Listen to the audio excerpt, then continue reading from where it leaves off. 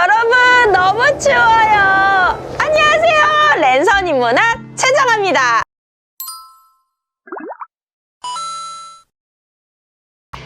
안녕하세요. 랜선 인문학 인상주의 화가 폴 고갱 네 번째 이야기. 오늘은 빈센트 반 고흐와 동거 생활을 하며 고갱과 고흐의 그림의 차이점과 고갱의 그림을 한번 살펴보려고 합니다.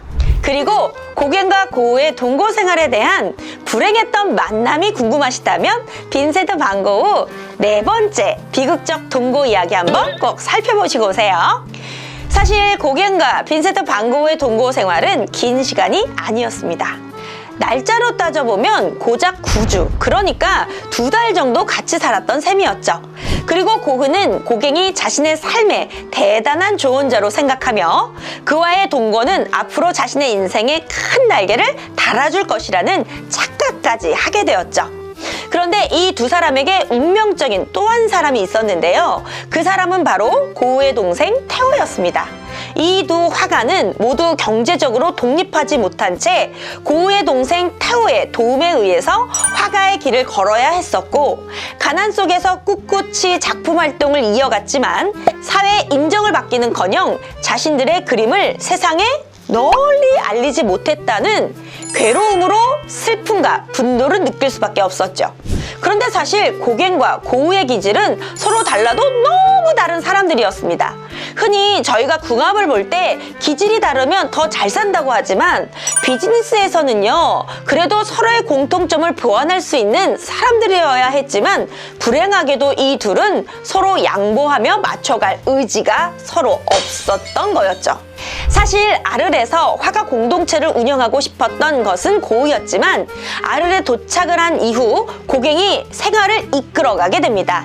그러면서 서로의 생활비를 나누기도 하며 처음의 시작은 부푼 희망의 시작이었었죠. 그러면서 고흐가 마련을 했던 노란 집의 아래층을 아뜰리에로 사용을 하게 되었고 서로의 작품에 매진을 하기 시작했었죠. 그러면서 롤랭 부인을 모델로 초상화를 그렸었는데요. 같은 장소에서 같은 모델을 그린 그림은 서로 다르게 표현되기 시작했습니다. 고흐는 밖에 내려다 보이는 창을 배경으로 롤랭 부인의 초상화를 그렸었다면 고갱은 자신의 풍경화에 걸린 벽을 배경으로 그림을 그리면서 롤랭 부인을 표현하기 시작했죠. 서로 다른 시선으로 그려진 그림은 나빠 보이지는 않죠. 아마도 서로 이렇게 같은 대상을 다른 시각으로 해석하면서 그림을 그리면서 서로 이 둘은 생산적인 이야기를 나누며 발전하려고 노력을 했을 겁니다. 그러나 고흐는 고갱을 만난 후 고갱의 화풍에 무엇보다도 흥분을 했었고 그림을 너무너무 좋아했다고 해요. 그래서 그랬는지 고갱의 그림 기법을 모방하며 그린 작품이 있습니다. 이 작품이 바로 에텐 정원의 추억이라는 작품인데요. 이 작품의 배경은 고흐의 부모님이 거처하던 고향 네덜란드의 에텐 목사관의 정원의 풍경으로요. 그림 속 여인들 중 나이가 들어 보이는 여인은 고흐의 어머니가 되고 왼쪽에 젊어 보이는 여인은 고흐의 여동생으로 추정이 되었죠. 그런데 이때 고갱은 아를 정원의 여인들 미스트랄이라는 작품을 그리게 됐는데요. 고흐와 고갱이 똑같은 장면처럼 보이지만 서로 다른 이 두 그림은 두 사람의 화풍과 성향은 물론 성격까지 확연히 다름을 보여주는 것처럼 보이죠. 고흐는 어머니와 여동생을 추억하고 그림을 그리며 강렬하지만 부드럽게 묘사를 했었고요. 계절 또한 늦여름이나 초가을처럼 보이게 되죠. 하지만 고갱이 그린 그림을 보면 계절부터가 한겨울처럼 보이죠. 쇼를 둘러쓰고 바람으로부터 몸을 움츠린 듯한 자세라든가 결정적으로 노란색 원뿔 모양의 나무 보호대가 보이잖아요. 이렇게 고갱과 고흐는 함께 거주를 하면서 작품 교류를 했지만 서로의 극단적인 성격 차이랄까? 아니면 작품 성향의 차이랄까? 절대 양보할 수 없는 성향 차이 때문에 서로는 점점 더 파국으로 치닫게 되었죠. 그런데 확실히 에텐의 정원이라는 작품은 사람을 표현하는 기법이라든지 화면의 구성은 고갱의 영향을 많이 받은 작품으로 보여집니다. 여기서 고갱과 고흐의 자화상만 봐도 성향이 확실히 드러나죠. 고갱이 그린 자화상을 한번 볼게요. 엄숙한 표정과 거친 머리카락, 피곤한 눈빛의 이 초상화는 강렬한 남성상을 부각시켜 그린 그림으로 프랑스를 휩쓸었던 빅토르 위고의 소설 레미제라블 속 영웅 장발장의 모습을 패러디한 자신의 모습으로 그림을 그리게 되었죠. 즉 자신을 불쌍한 사람이라고 표현했지만 절대 불쌍해 보이지 않죠. 그러나 고흐가 보낸 자화상 정말 다르죠. 반고흐는 거의 빡빡 깎은 머리에 광대뼈가 튀어나온 몰골을 하고 있어서 진짜 불쌍한 사람은 고흐처럼 보이니까 말이죠. 이렇게 서로에 대한 자신감도 다르고 자기애도 다른 사람들이 과연 잘 살 수 있었던 걸까요? 분명 생각의 차이가 심했겠죠. 그러면서 자신들이 존경하는 화가의 작품을 패러디하며 그림을 그린 작품들도 있었는데요. 고갱이 표현한 작품은 바로 민중을 이끄는 자유의 여신의 화가 들라크로아의 샤르다나 팔루스의 죽음이라는 작품입니다. 이 작품은 적의 침입을 눈치챈 사르다나 팔루스가 자신이 사랑하는 첩들이 적의 놀이개가 되는 것을 막기 위해서 여인들을 죽인 에피소드를 그린 그림으로 표현한 것인데요. 고갱은 들루크로아의 그림을 완전히 다른 그림으로 재해석하며 작품을 완성합니다. 그 그림은 건초 안에서 하루의 열기 속에서라는 작품으로 고갱의 그림은 해석하기 힘든 구성으로 그림을 그리게 되었죠. 건초와 대지가 있는 가운데 여인의 사비를 탈의한 루드화를 그렸는데요. 사실 그림은 작가의 의도가 무엇일까? 그 숨은 의도를 파악해야 하는데 지금 보시는 이 그림은 어떤 의도도 그림에서 파악하기란 쉽지 않은 그림이었죠.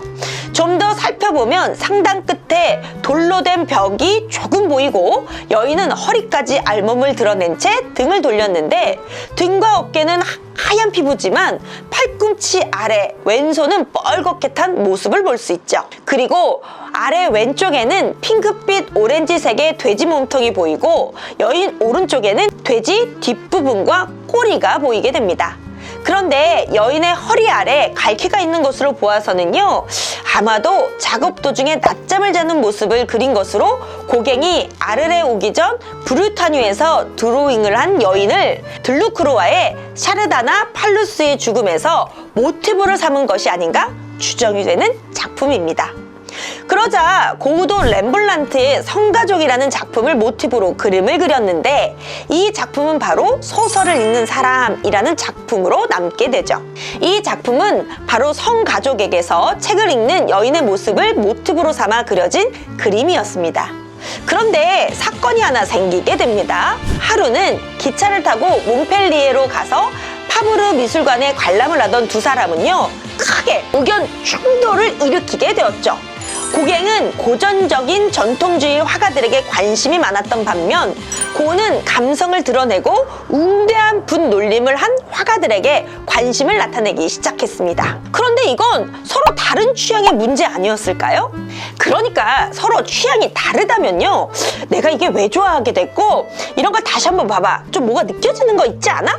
이렇게 서로 간의 설득과 타협을 하면서 좋은 대화 방법도 있었겠지만 이 둘은 그저 논쟁에서 서로의 생각이 옳다고 과격하게 주장만 했던 거였어요. 왜냐하면 고흐가 동생 태호에게 보낸 편지를 보면요, 고갱과 나는 논쟁은 지독하게 전율적이다. 논쟁 후 우리의 머리는 지쳐버린 나머지 방전된 배터리와도 같다 라고 편지를 썼고요. 고갱은 베르나르에게 보낸 편지에서 벤센트와 눈도 마주치지 않으며 특히 회화에 대한 대화를 할 때에는 아예 서로의 얼굴을 쳐다보지 않는다라고 편지를 보내게 되죠. 결국 개성이 강한 두 사람은 서로 존경하는 화가들도 달랐고 회화에 대한 이야기를 하면 할수록 감정은 더 격앙되고 증오심을 표현하며 팽팽하게 대립되기 시작했습니다. 더군다나 고갱은 자기중심적이고 거만하며 보스 기질이 높았던 반면 고흐는 늘 우울하고 변덕스러웠으며 그림에 대한 대화가 시작이 되면 갑자기 격정적 태도로 돌변을 하면서 광적인 집착감을 보였던 거였어요. 그러니까 고갱은 고흐를 감당하기 매우 힘들었었겠죠. 고갱은 이제 서서히 자신이 아르에서 살 수 없다는 판단을 하며 떠날 준비를 하게 되었습니다. 그러자 고흐는 고갱에 대한 집착이 더욱 강해지면서 불안 증세를 보이기 시작했죠. 이렇게 고갱이 떠날 조짐을 보이자 고흐는 우정의 의미를 담아 자신의 즐겨 앉은 의자와 고갱이 즐겨 앉는 팔걸이 의자를 의인화하며 두 사람의 상징적인 색으로 표현을 합니다. 그러면서 고흐는 붉은색 타일 위에 노란 의자를 자신으로 상징했는데 낮에 조명을 받은 의자로 표현하게 되었죠. 반면 고갱의 의자는요, 가스 등의 조명을 받고 있어 밤을 상징하며 밤의 카페 천장에 사용한 녹색으로 벽을 칠해 복잡하고 열정이 강한 인물로 표현을 하게 됩니다. 이건 바로 고흐 자신과 고갱은 근본적 차이가 있다는 것을 의자를 통해 표현한 것이었습니다. 이 작품이 바로 빈센트 반 고흐의 작품 고갱의 의자, 고흐의 의자입니다. 그러나 고갱은 이 그림을 그리는 고흐를 보면서 더욱 불안해했습니다. 자신에 대한 집착이라고 생각을 했으니까요. 더욱이 고갱이 떠날 것을 두려워했던 고흐는 고갱을 뒤따라다니면서 미행까지 시작했습니다. 또한 잠을 자고 있는 고갱의 침실의 문을 열면서요, 있는지 없는지 확인하는 모습은 정말 고갱으로서는 소름이 돋을 정도의 힘든 일이었을 겁니다. 사실 우리도 스토커 무섭잖아요. 그런데 결정적인 사건은 바로 12월 23일 밤. 고갱은 아무 말 없이 집을 나섰는데 갑자기 뒤따라오는 발자국 소리에 고갱이 뒤돌아보니까 제정신이 아닌 듯한 고흐가 면도칼을 들고 서 있었고요. 고갱은 너무 놀라 그날 밤 집이 아닌 호텔방에 묵게 되었죠. 1888년 12월 23일 고갱은 고흐의 자해 사건으로 아르를 도망치다시피 파리로 돌아오게 되었습니다. 그러나 고갱은 아르에서의 생활을 정리하고 파리로 돌아와서 2달간 머문 후 다시 퐁타방으로 가게 되죠.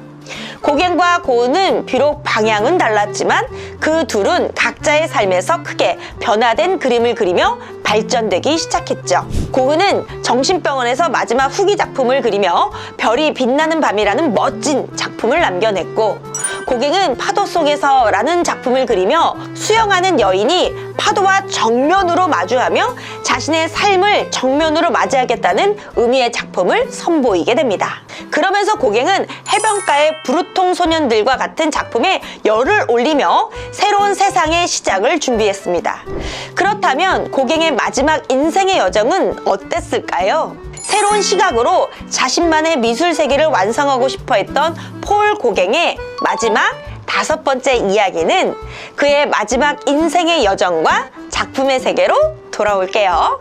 여러분의 구독과 좋아요는 저에게 사랑입니다. 코로나로 여행을 갈 수는 없지만 랜선 미술관을 통해서 그림의 감상도 업, 작품의 이해도 업, 언제나 예술을 쉽게 설명하는 랜선 클래스. 다음에 또 만나요.